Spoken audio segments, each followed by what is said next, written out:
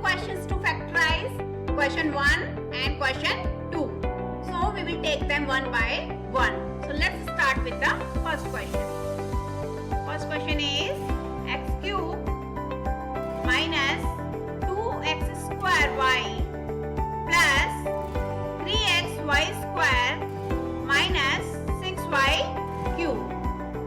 Now x cube can be written as x square multiplied by x, and this term we will write as it is 2x square y plus 3x y square minus, in place of 6 we can write 3 2s are 6, 3 multiplied by 2, and y cube can be written as y square multiplied by y.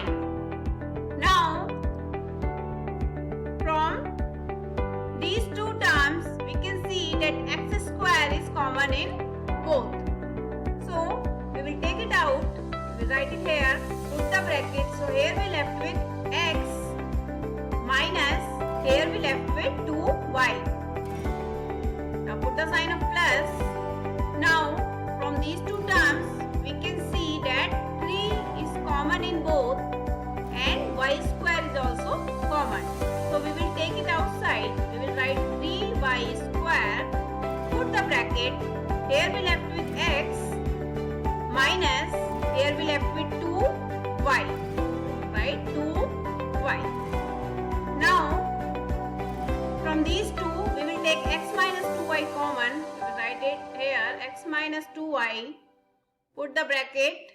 Now here we left with x square, here we left with 3y square.